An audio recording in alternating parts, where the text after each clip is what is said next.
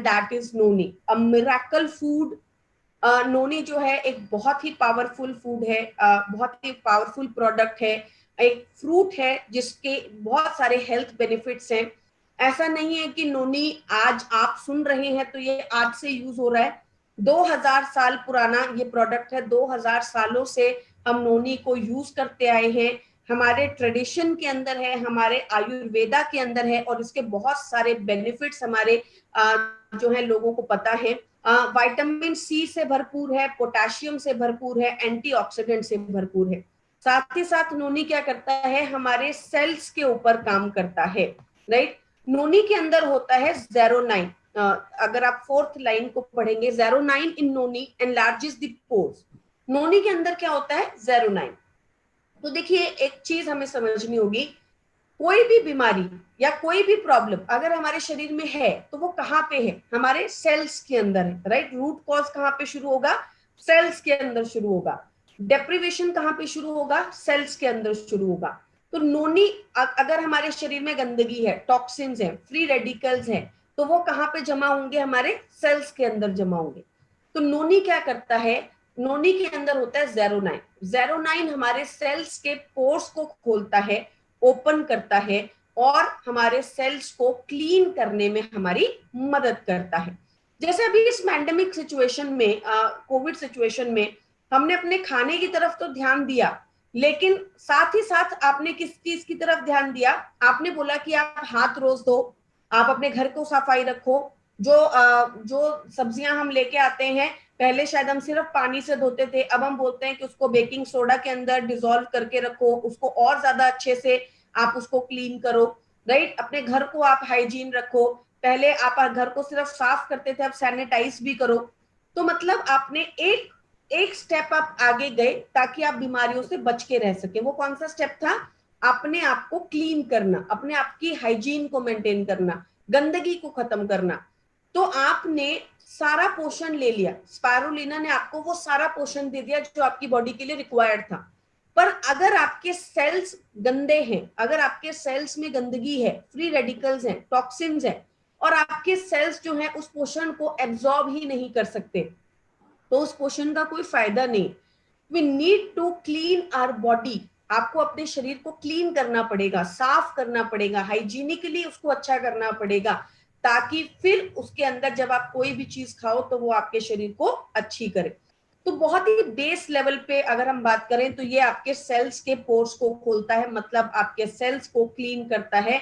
और बॉडी अगर क्लीन होगी तो हर एक बीमारी, राइट, कोई भी प्रॉब्लम हो, चाहे हम अर्थराइटिस की बात करते हैं या हम asthma, acne, eczema, broken bones, अगर आपकी हड्डी टूट गई है, कैंसर, क्योंकि ऑब्वियसली सेल्स जो होते हैं वो खराब होते हैं कैंसर की प्रॉब्लम में, diabetes, migraine, hair loss, constipation, immunity system, रोग प्रतिरोधक क्षमता, tumour, menstruation cramping, gum disease. I don't know कि शायद ऐसा कोई भी बीमारी है जो इसमें छूट गया होगा। वो इसलिए क्योंकि वो आपके सेल के ऊपर काम कर रहा है। अगर आप जो है प्रॉपरली अपने सेल्स को अच्छा करेंगे, अपनी बॉडी को हाइजीन करेंगे, तो वो इम्यूनिटी को अच्छा करेगा। तो इसलिए जरूरी नहीं है सिर्फ हमें स्पारुलिना ही लेना है, to have noni is equally important. कभी कभी लोग बोलते हैं कि मैम हम कितने प्रोडक्ट्स लें, हम जो है इतने सारे प्रोडक्ट्स नहीं ले पाएंगे। So it is always necessary to understand कि हमारी बॉडी को किन चीजों की जरूरत है, किन 5 या 6 प्रोडक्ट की रिक्वायरमेंट है। आपको वो 4, 5, 6 प्रोडक्ट लेने ही पड़ेंगे to get the better results. तो इस वक्त noni is also a very very beneficial product, क्योंकि हमें अपने शरीर को बाहर से ही नहीं अंदर से भी क्लीन रखना है, साफ रखना है। आपको कितना लेना है, again 2 capsules per day. Before meals, खाना खाने से पहले नोनी लिया जाता है, ताकि आपके सेल्स के पोर्स क्लीन हो और उसके बाद जो आप खाना भी खाएं उसका पोषण भी अच्छे से एब्जॉर्ब हो। अब जब आप नया नया नोनी लेना शुरू करते हैं, कुछ लोग हो सकता है कि इंस्पायर होकर कल से नोनी लेना शुरू कर दें, तो आपको 5 दिन नोनी लेना है, 2 दिन का गैप करना है, फिर से 5 दिन लेना है, 2 दिन का गैप करना है, और उसके बाद आप रेगुलरली नोनी को अपने डाइट का हिस्सा बना सकते हैं, राइट। किसको नोनी नहीं देना, क्योंकि मैंने आपको पहली स्लाइड में बताया था कि पोटेशियम बहुत ज्यादा होता है, तो अगर जिन लोगों के डाइट में पोटेशियम लेने के लिए मना किया है, कई बार किडनी प्रॉब्लम के अंदर या कई बार जो होता है डाइट में पोटेशियम लेना मना कर दिया जाता है, स्पेशली जब डॉक्टर बोलते हैं कि आप केला मत खाइए, आप नारियल पानी मत पीजिए, वहां पर आप एक बार जरूर पूछ लीजिए कि कहीं आपको डॉक्टर ने पोटेशियम तो मना नहीं किया, या आपको किडनी की प्रॉब्लम है, कहीं आप पोटेशियम रेस्ट्रिक्टेड डाइट पर तो नहीं है, राइट। अब कई लोग पूछेंगे कि मैम हमें कैसे पता चलेगा, आपको पूछना पड़ेगा, you have to ask it from the others कि आपको पोटेशियम रेस्ट्रिक्टेड डाइट पर तो नहीं है, अगर वो है तो आप उनको नोनी नहीं दे सकते। कहीं पर ऐसी कंडीशन आती है जहां लोग बोलते हैं, डॉक्टर्स बोलते हैं कि आप ज्यादा पोटेशियम लीजिए, राइट। कई बार नर्व डिसऑर्डर जो हो जाता है, लोगों को नर्व्स में प्रॉब्लम आती है, वहां पर स्पेशली पोटेशियम की कमी होती है।